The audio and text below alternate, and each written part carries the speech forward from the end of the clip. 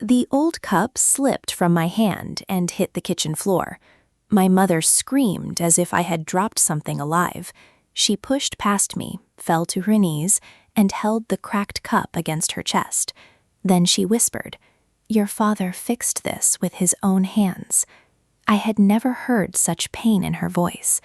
Until that moment, I had believed it was only an ugly cup that should have been thrown away years ago.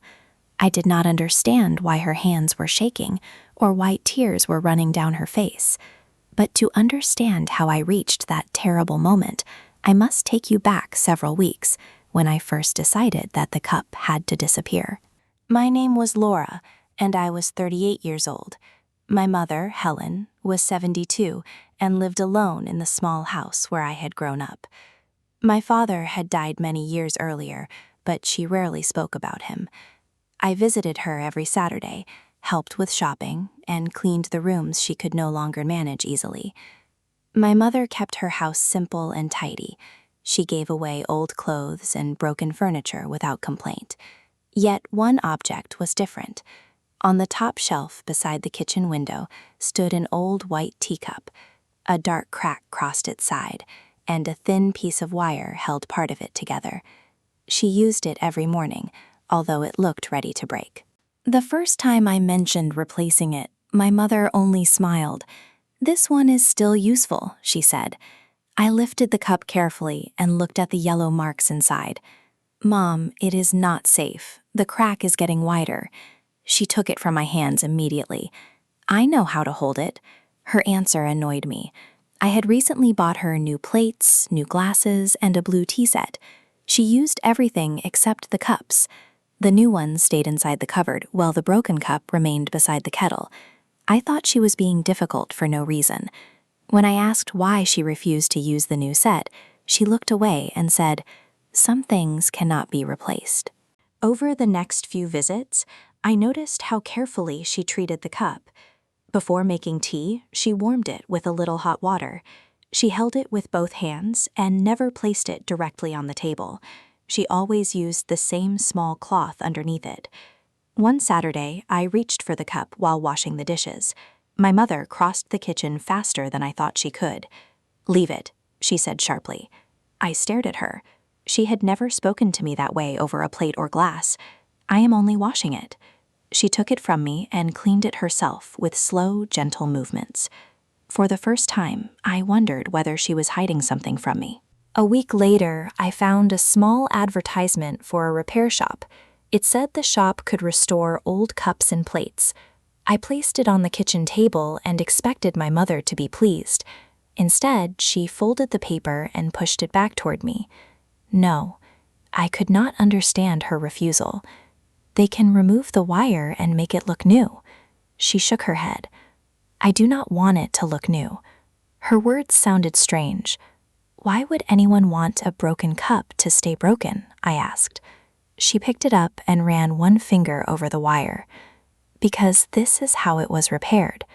Then she carried it into her bedroom and closed the door, leaving me alone with a question she would not answer. I began to think my mother's attachment was unhealthy. She had always been careful with money, and sometimes too careful. She reused bags, saved empty boxes, and refused to replace things until they completely stopped working. I told myself the cup was only another example of her stubborn habits. One afternoon, I brought her a beautiful new cup with small pink flowers. "This is for your tea," I said. She thanked me and kissed my cheek. The next Saturday, I found the flowered cup holding pens on her desk. The broken cup was still beside the kettle. I felt hurt. It seemed that she valued an old piece of rubbish more than a gift from her own daughter. That feeling slowly turned into anger. During my next visit, I finally lost my patience. "Why do you keep that thing?" I asked.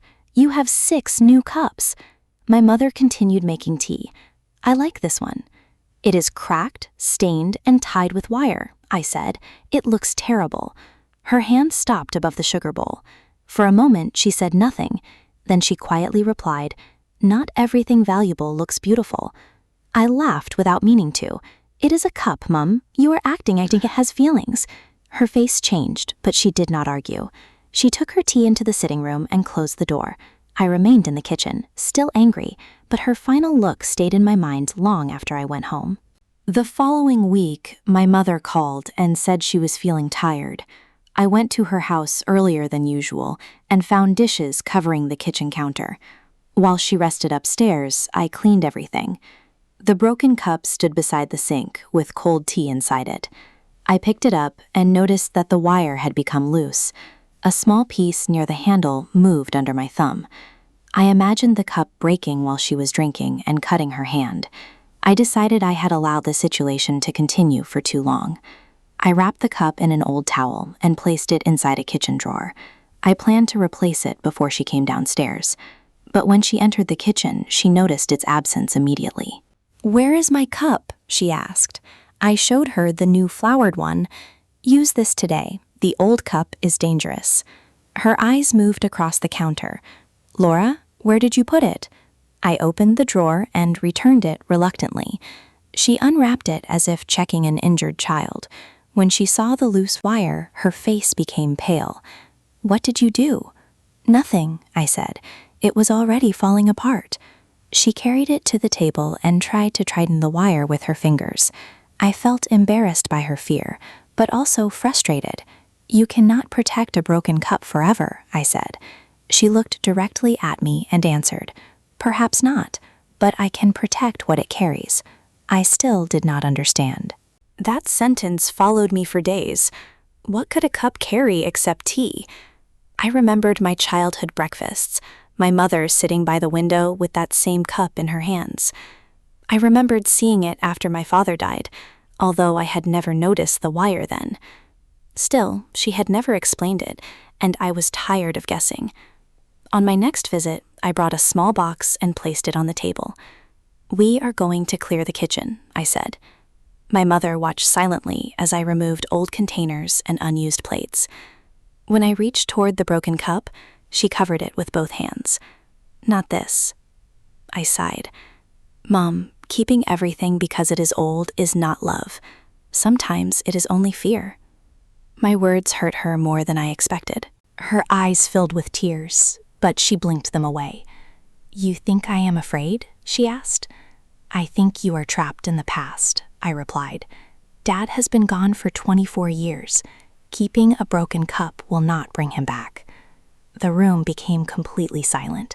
I wished I could take the words back, but my anger was stronger than my regret. My mother stood and carried the cup toward the shelf. I followed her. "Please let me throw it away," I said. "I am trying to help you." She turned suddenly, and the cup touched my hand. It slipped between our fingers and fell. It struck the floor, but the towel underneath the table softened the fall. The wire came loose, and one cracked piece separated. My mother cried out and dropped to her knees. I had never seen her move with such fear. She picked up the loose piece and pressed it against the cup. "I am sorry," I whispered. She did not answer. Her shoulders shook as she held it against her chest. Then she looked up at me. "Your father gave me this cup on my first birthday after we married," she said. Her voice was weak. "We had almost no money. He saved for weeks to buy it." I knelt beside her. She turned the cup slowly and touched the wire. A few months later, he broke it while washing it. He thought I would be heartbroken. That was when she began telling me what had happened that night. My father had refused to throw the cup away. After my mother went to bed, he collected every broken piece from the sink. He stayed awake all night, fitting them together. He had no proper repair tools, so he used thin wire from an old box in the shed. His fingers were cut, but he continued working. Early the next morning, he placed the repaired cup beside her breakfast. "I could not let something I gave you break your heart," he told her. My mother smiled through her tears as she repeated his words. My father died 10 years later. "This cup is the last thing in this house that still carries the work of his hands," she said. At last, I understood what I had almost destroyed. I sat on the kitchen floor beside my mother and cried. I apologized for calling her stubborn, fearful, and trapped in the past. She did not blame me.